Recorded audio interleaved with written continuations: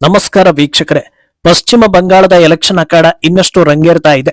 ಬಹಳ ಅಗ್ರೆಸಿವ್ ಆಗಿ ಮುನ್ನುಗ್ತಾ ಇರೋ ವಿಪಕ್ಷ ನಾಯಕ ಸುವೇಂದು ಅಧಿಕಾರಿ ಬಂಗಾಳ ಜನರಿಗೆ ಅತಿ ದೊಡ್ಡ ಪ್ರಾಮಿಸ್ ಒಂದನ್ನ ಮಾಡಿದ್ದಾರೆ. ಒಂದು ಸಲ ಅಧಿಕಾರ ಕೊಟ್ಟು ನೋಡಿ, ಇದೆಲ್ಲವೂ ಆಗೋದು ಶತಸಿದ್ಧ ಅನ್ನೋ ಮಾತನ್ನ ಹೇಳಿದ್ದಾರೆ. ಸುವೇಂದು ಮುನ್ನುಗ್ತಾ ಇರೋ ರೀತಿ ಭಾರತದ ರಾಜಕೀಯದ ಪ್ರಸ್ತುತ ಘಟ್ಟದಲ್ಲಿ ಬಹಳ ಉನ್ನತ ಮಟ್ಟದಲ್ಲಿ ಚರ್ಚೆಗೆ ದಾರಿ ಮಾಡಿಕೊಟ್ಟಿದೆ. ಇನ್ನೊಂದು ಕಡೆ ಈ ಬಾರಿ ಗೆಲುವು ಈಸಿ ಇಲ್ಲ ಅನ್ನೋದನ್ನ ಮಮತಾ ಪರೋಕ್ಷವಾಗಿ ಒಪ್ಪಿಕೊಂಡಿದ್ದಾರೆ. 33% ಹಾಲಿ ಶಾಸಕರಿಗೆ ಟಿಕೆಟ್ ಅನ್ನ ಕಟ್ ಮಾಡಿರೋದು ಭಾರಿ ಚರ್ಚೆಗೆ ದಾರಿ ಮಾಡಿಕೊಡ್ತಾ ಇದೆ. ಅಲ್ಲದೆ ಪ್ರೆಸ್ ಮೀಟ್ ವೇಳೆ ಹೊಸ ನಾಟಕ ಶುರು ಮಾಡಿದ್ದಾರೆ. ಇನ್ನೊಂದೆಡೆ ಅಸ್ಸಾಂನಲ್ಲಿ ಮತ್ತೊಬ್ಬ ಪ್ರಭಾವಿ ನಾಯಕ ಕಾಂಗ್ರೆಸ್ ತೊರೆದು ಬಿಜೆಪಿಗೆ ಬಂದಿದ್ರೆ, ಕೇರಳ ಕೂಡ ಪೊಲಿಟಿಕಲ್ ಶಿಫ್ಟ್ಗೆ ಸಾಕ್ಷಿ ಆಗ್ತಾ ಇದೆ. ಪ್ರಭಾವಿ ನಾಯಕಿಯೊಬ್ಬಳು ಯುಡಿಎಫ್ನಿಂದ ಬಿಜೆಪಿಗೆ ಬಂದಿದ್ದಾರೆ. ಇದೆಲ್ಲವನ್ನ ಒನ್ ಬೈ ಒನ್ ವಿವರಿಸ್ತಾ ಹೋಗ್ತೀವಿ. ಈ ವಿಡಿಯೋವನ್ನ ತಪ್ಪದೆ ಕೊನೆ ತನಕ ನೋಡಿ. ಅದಕ್ಕೂ ಮುನ್ನ ಮೀಡಿಯಾ ಮಾನ್ಸ್ಟರ್ ಚಾನೆಲ್ ನ ತಪ್ಪದೆ ಸಬ್ಸ್ಕ್ರೈಬ್ ಮಾಡಿ. ಎಸ್, ಈ ಬಾರಿ ಪಶ್ಚಿಮ ಬಂಗಾಳ ಬಿಜೆಪಿಗೆ ಪ್ರತಿಷ್ಠೆಯ ಕಣ ಆಗಿದ್ರೆ ಮಮತಾಗೆ ಮಾಡು ಇಲ್ಲವೇ ಮಡಿ ಅನ್ನುವಂತಾಗಿದೆ. ಬಿಜೆಪಿ ಗೆದ್ರೆ ಬದಲಾವಣೆ ಪರ್ವ, ಕಮಲಕೋಟೆಗೆ ಮತ್ತೊಂದು ರಾಜ್ಯ ಅನ್ನೋ ರೀತಿಯ ಮಾತುಗಳು ಬರುತ್ತೆ. ಸೋತ್ರೆ ಇನ್ನೂ ಕಾಲ ಮಿಂಚಿಲ್ಲ, ಮುಂದಿನ ಸಲ ಗೆಲ್ತಾರೆ ಅನ್ನೋ ಸಮಾಧಾನಕರ ಮಾತುಗಳನ್ನ ಹೇಳ್ಕೊಂಡು ಮುಂದಕ್ಕೆ ಹೋಗ್ಬೋದು. ಆದರೆ ದೀದಿ ಸೋತ್ರೆ ಇಷ್ಟು ವರ್ಷಗಳ ಕಾಲ ಅವರ ಮೇಲಿದ್ದ ಎಲ್ಲಾ ಆರೋಪಗಳಿಗೆ ಮರು ಜೀವ ಬರುತ್ತೆ. ಕೊನೆಗೂ ಜನರು ಸೋಲಿಸಿದ್ರು ಅನ್ನೋ ಮಾತು ಜನಜನಿತವಾಗುತ್ತೆ. ಈ ಎರಡೂ ಸಾಧ್ಯತೆಗಳಲ್ಲಿ ಮಮತಾ ಸೋಲಿನ ವ್ಯಾಖ್ಯಾನ ಹಾಗೂ ಪರಿಣಾಮಗಳು ದೊಡ್ಡ ಮಟ್ಟದಲ್ಲಿರುತ್ತೆ. ಆದ್ರೆ ಅವರನ್ನ ಸೋಲಿಸೋದು ಸುಲಭ ಇಲ್ಲ ಅನ್ನೋದನ್ನ ಮನಗಂಡಿರೋ ಬಿಜೆಪಿ ಬಹಳ ಅಗ್ರೆಸಿವ್ ಆಗಿ ಮುನ್ನುಗ್ತಾ ಇದೆ. ಸುವೇಂದು ಅಧಿಕಾರಿ ಭಾಷಣಗಳು ಬಂಗಾಳಿಗಳನ್ನ ಎಚ್ಚರಿಸೋದು ಮಾತ್ರವಲ್ಲದೆ ದೊಡ್ಡ ಮಟ್ಟದಲ್ಲಿ ಸೆಳೀತಾ ಇದೆ. ಬರೆದಿಟ್ಟುಕೊಳ್ಳಿ, ನಮ್ಮ ಕೈಗೆ ಅಧಿಕಾರ ಸಿಕ್ಕಿದ್ರೆ ಬಂಗಾಳದಲ್ಲಿ ಯೋಗಿ ಸ್ಟೈಲ್ ಆಡಳಿತವನ್ನ ತರ್ತೀನಿ. ಯಾವುದೇ ವಿಚಾರದಲ್ಲೂ ಕಾಂಪ್ರಮೈಸ್ ಆಗೋದಿಲ್ಲ. ಅತ್ಯಾಚಾರ ಮಾಡಿದ ಆರೋಪಿ ಬೆಳಗ್ಗೆ ನಮ್ಮ ಕೈಗೆ ಸಿಕ್ಕರೆ ಸಂಜೆ ಹೊತ್ತಲ್ಲಿ ಪಂಚಾಯಿತಿ ಮುಗ್ದಿರುತ್ತೆ. ಅರ್ಥಾತ್ ಅವನಿಗೆ ಯಾವ ರೀತಿಯ ಶಿಕ್ಷೆ ಕೊಡಬೇಕು ಅದನ್ನ ಕೊಟ್ಟಿರ್ತೀವಿ ಅನ್ನೋದನ್ನ ಖಡಕ್ ಆಗಿ ಹೇಳಿದ್ದಾರೆ ಸುವೇಂದು ಅಧಿಕಾರಿ. ಬಂಗಾಳದ ಮಟ್ಟಿಗೆ ಈ ಮಾತು ದೊಡ್ಡ ಪರಿಣಾಮ ಬೀರುತ್ತೆ ಅನ್ನೋದು ಈಗ ದೊಡ್ಡ ಸುದ್ದಿ ಆಗ್ತಾ ಇರೋದಕ್ಕೆ ಕಾರಣ. ಯಾಕಂದ್ರೆ ಮಹಿಳಾ ಮುಖ್ಯಮಂತ್ರಿ ಇರೋ ರಾಜ್ಯದಲ್ಲಿ ಅದೆಷ್ಟು ಮಹಿಳೆಯರ ಮೇಲೆ ದೌರ್ಜನ್ಯ ಆಗಿದೆಯೋ, ಆಗ್ತಾ ಇದೆಯೋ ಅನ್ನೋದಕ್ಕೆ ಲೆಕ್ಕ ಇಲ್ಲ. ಸಂದೇಶ್ ಕಾಳಿ ಆರ್ಜಿಕರ್ ಕಾಲೇಜ್ನಲ್ಲಿ ವೈದ್ಯ ಮೇಲೆ ಸಾಮೂಹಿಕ ಅತ್ಯಾಚಾರ ಹಾಗೂ ಕೊಲೆ ಪ್ರಕರಣಗಳಲ್ಲಿ ಅಪರಾಧಿಗಳಿಗೆ ಸರಿಯಾದ ಶಿಕ್ಷೆಯೂ ಆಗಿಲ್ಲ. ಅಲ್ಲದೆ ನಿಜವಾದ ಅಪರಾಧಿಗಳನ್ನ ಬಚಾವ್ ಮಾಡಿದ್ದಾರೆ ಅನ್ನೋ ಆರೋಪ ಮಮತಾ ಸರ್ಕಾರದ ಮೇಲಿದೆ. ಇದೆಲ್ಲವನ್ನ ಬಂಗಾಳ ಜನರು ನೆನಪಿನಲ್ಲಿ ಇಟ್ಕೊಂಡಿದ್ದು ನರರಾಕ್ಷಸರಿಗೆ ಶಿಕ್ಷೆ ಕೊಡುವವರನ್ನ ಎದುರು ನೋಡ್ತಾ ಇದ್ದಾರೆ. ಆದ್ರಿಂದ ಸುವೇಂದು ಹೇಳಿಕೆ ದೊಡ್ಡ ಮಟ್ಟದಲ್ಲಿ ಇಂಪ್ಯಾಕ್ಟ್ ಮಾಡೋ ಸಾಧ್ಯತೆ ಇದೆ. ವಿಸ್ತೀರ್ಣದಲ್ಲಿ ಉತ್ತರ ಪ್ರದೇಶ ಬಂಗಾಳಕ್ಕಿಂತ ಹೋಲಿಸಿದ್ರೆ ದೊಡ್ಡ ರಾಜ್ಯ ಇರ್ಬೋದು. ಆದ್ರೆ ಬಂಗಾಳದಲ್ಲಿ ಜೆಸಿಬಿ ರೂಲ್ಸ್ ಬಂತು ಅಂದ್ರೆ ಉತ್ತರ ಪ್ರದೇಶಕ್ಕಿಂತ ಹೆಚ್ಚು ಜೆಸಿಬಿ ಬಳಕೆ ಆಗ್ಬೋದು ಅನ್ನೋದನ್ನ ಅಂದಾಜಿಸುವ ಮಟ್ಟದಲ್ಲಿ ಬಂಗಾಳದ ಆಡಳಿತ ಹದಗೆಟ್ಟಿದೆ. ಸರ್ಕಾರದ ಕೈಯಲ್ಲಿರೋ ಪೊಲೀಸರು ಆಡಿಸಿದಂತೆ ಆಡ್ತಾ ಇದ್ದಾರೆ. ಅವರಿಂದ ನ್ಯಾಯ ಸಿಗೋದು ಮರೀಚಿಕೆ ಅನ್ನೋ ಭಾವನೆ ಜನರಲ್ಲಿ ಮೂಡಿದೆ. ಈ ಹೊತ್ತಲ್ಲಿ ಒಮ್ಮೆ ಅಧಿಕಾರ ಬದಲಾಗಿ ಪರಿಣಾಮಕಾರಿಯಾದ ಕ್ರಮಗಳನ್ನ ಜನರು ನೋಡಿದ್ರು ಅಂದ್ರೆ ಆಗ ಹುಟ್ಟೋ ಭರವಸೆ ರಾಜಕೀಯವಾಗಿ ಬಿಜೆಪಿಯನ್ನು ಗಟ್ಟಿಗೊಳಿಸುತ್ತೆ.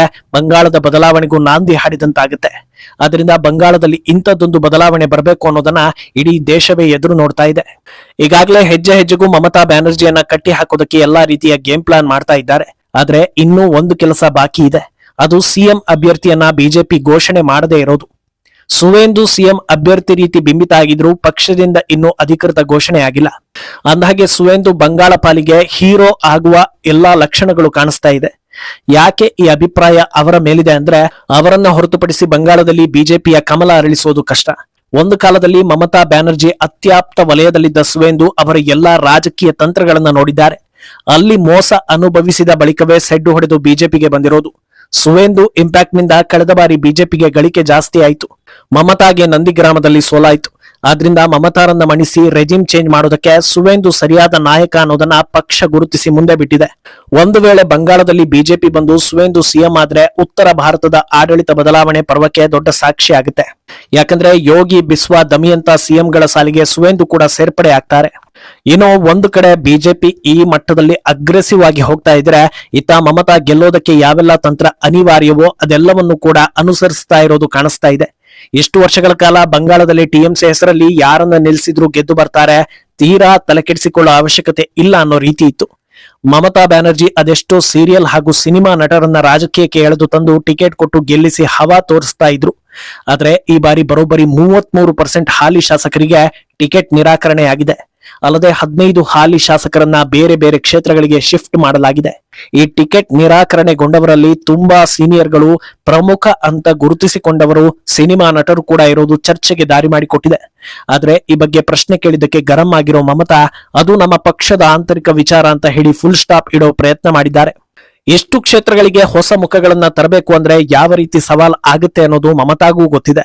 ಆದ್ರೆ ಈ ಮಟ್ಟಕ್ಕೆ ರಿಸ್ಕ್ ತೆಗೆದುಕೊಂಡಿದ್ದಾರೆ ಅಂದ್ರೆ ಇದನ್ನ ಮಾಡದೇ ಇದ್ರೆ ಗೆಲ್ಲೋದು ಕಷ್ಟ ಅನ್ನೋದು ಅವರ ಅರಿವಿಗೆ ಬಂದಂತೆ ಚರ್ಚೆ ಆಗ್ತಾ ಇದೆ. ಇನ್ನು ಪ್ರೆಸ್ ಮೀಟ್ ವೇಳೆ ಮಾತನಾಡಿರೋ ಅವರು ಮತ್ತೊಂದು ಹೊಸ ಡ್ರಾಮಾ ಮಾಡಿ ಬಿಜೆಪಿಗೆ ಅಸ್ತ್ರ ಬಿಡೋ ಯತ್ನ ಮಾಡಿದ್ದಾರೆ. ಬಿಜೆಪಿ ಬಂಗಾಳವನ್ನ ಟಾರ್ಗೆಟ್ ಮಾಡ್ತಾ ಇದೆ ಅನ್ನೋ ವ್ಯಾಖ್ಯಾನ ಮಾಡಿದ್ದಾರೆ.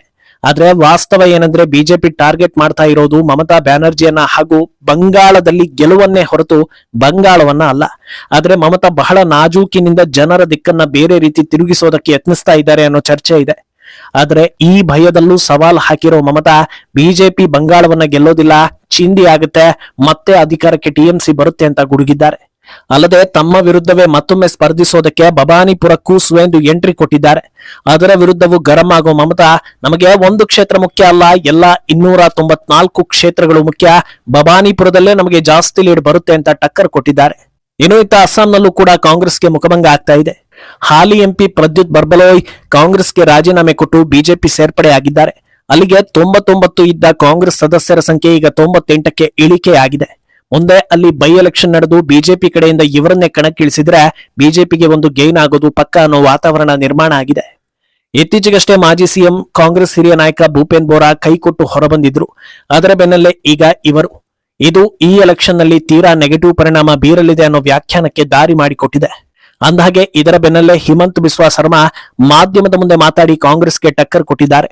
ನಾನು ಅವತ್ತೇ ಹೇಳಿದ್ದೆ, ಅಸ್ಸಾಂ ಕಾಂಗ್ರೆಸ್ನಲ್ಲಿ ಹಿಂದೂ ಅಂತ ಉಳಿಯೋದು ಗೌರವ್ ಗೊಗೊಯ್ ಮಾತ್ರ, ಬಾಕಿ ಎಲ್ಲರೂ ಪಕ್ಷ ತೊರೆದು ಬಿಜೆಪಿಗೆ ಬರ್ತಾರೆ ಅಂತ. ಅದು ಈಗ ನಿಜವಾಗ್ತಾ ಇದೆ. ಇನ್ನೆರಡು ವರ್ಷ ಕಾದು ನೋಡಿ, ಉಳಿದ ಹಿಂದೂ ಲೀಡರ್ಗಳು ಕೂಡ ಕಾಂಗ್ರೆಸ್ ಬಿಟ್ಟು ಬರ್ತಾರೆ. ಅಲ್ಲಿ ಹಿಂದೂಗಳಿಗೆ ಪೂರಕವಾದ ವಾತಾವರಣ ಇಲ್ವೇ ಇಲ್ಲ ಅನ್ನೋದನ್ನ ಹೇಳಿದ್ದಾರೆ. ಹಾಗೆ ಪ್ರದ್ಯುತ್ ಬರ್ಬಲೋಯ್ ಬಂದಿರೋದು ಬಿಜೆಪಿ ಶಕ್ತಿಯನ್ನ ಇನ್ನಷ್ಟು ಹೆಚ್ಚಿಸ್ತಾ ಇದೆ. ನಾವೆಲ್ಲರೂ ಒಗ್ಗಟ್ಟಾಗಿ ವಿಕಸಿತ ಭಾರತಕ್ಕಾಗಿ ಕೆಲಸ ಮಾಡ್ತೀವಿ ಅನ್ನೋದನ್ನ ಹೇಳಿದ್ದಾರೆ. ಅಸ್ಸಾಂ ಚಿತ್ರಣ ಸದ್ಯದ ಮಟ್ಟಿಗೆ ಮೂಲ ನಿವಾಸಿ ವರ್ಸಸ್ ಅಕ್ರಮ ಬಾಂಗ್ಲಾ ವಲಸಿಗ ಅನ್ನೋ ರೀತಿಯಾಗಿದೆ.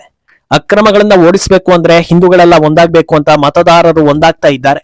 ಈ ಹೊತ್ತಲ್ಲಿ ಹಿಂದೂ ನಾಯಕರು ಶಕ್ತಿ ಪ್ರದರ್ಶನ ಮಾಡಿದ್ರೆ ಕಾಂಗ್ರೆಸ್ಗೆ ಖಂಡಿತ ದುಬಾರಿ ಎನ್ನಿಸ್ಕೊಳ್ತಾ ಇದೆ. ಇನ್ನೊಂದೆಡೆ ಕೇರಳದಲ್ಲಿ ಇನ್ನೊಬ್ಬ ನಾಯಕಿ ಕಾಂಗ್ರೆಸ್ ಒಕ್ಕೂಟದಿಂದ ಬಿಜೆಪಿಗೆ ಸೇರ್ಪಡೆಯಾಗಿದ್ದಾರೆ.